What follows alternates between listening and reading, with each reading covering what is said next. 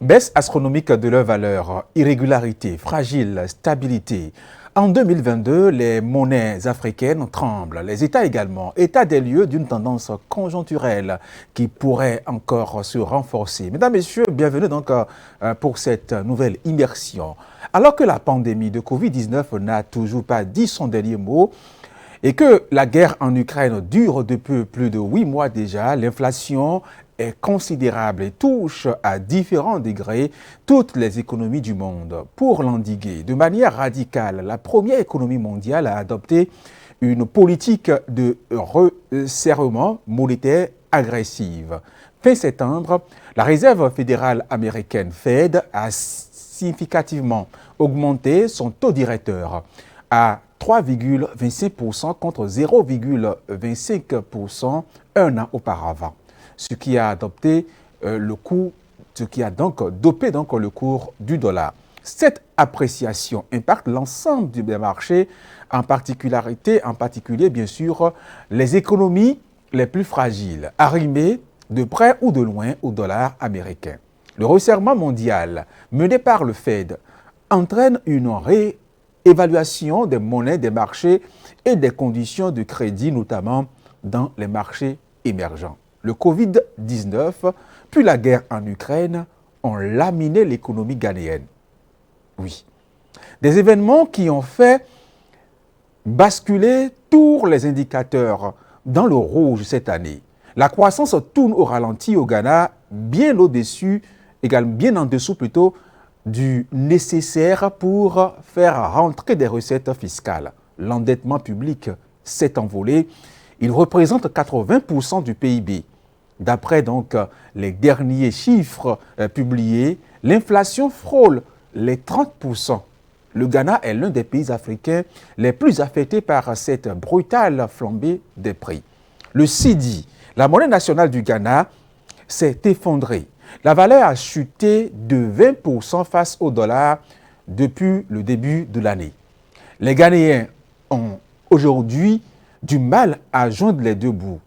Pour se nourrir et s'acheter du carburant, ils manifestent encore brutalement leur mécontentement dans les rues de la capitale. Mais le gouvernement ne peut plus venir en aide. Les caisses sont vides. Et le crédit de la balance des paiements courants a explosé, et ce qui complique donc les importations. Mais quels moyens dispose donc ce pays-là, le Ghana, pour enrayer la crise? Pour endiguer l'inflation, la Banque centrale a déjà relevé 2 fois son taux directeur. Il est aujourd'hui à 19%. Mais ces décisions doivent influencer plusieurs mois avant que les effets ne se fassent sentir. L'État a mis en place une nouvelle taxe sur les paiements électroniques supérieurs à 100 cedi, soit l'équivalent de $13. Un impôt de 1,5% très critiqué et bien insuffisant à renouer donc rapidement, à renflouer bien rapidement les caisses de l'État. Le Parlement ghanéen est aujourd'hui sans majorité. Il est donc impossible, dans ces conditions, de faire adopter des réformes. Le président Nana Akufo-Addo a donc fini par se résoudre à se tourner vers le FMI dont il avait tant besoin de passer. Il paie aussi le prix de ses erreurs passées, ses dettes financées et dépenses financées par le recours à la dette ont trop souvent servi à faire des cadeaux en période électorale ou lancer des projets pharaoniques sans retombées réelles sur l'économie. Mesdames, Messieurs, le Ghana prend-il le même chemin donc que le Sri Lanka? On peut donc se poser cette question. La menace du défaut de paiement est moins imminente et qu'elle ne l'était pour l'archipel parce que les grosses échéances de sa dette sont plutôt dues en 2023. Mais le coût de la dette s'est envolé.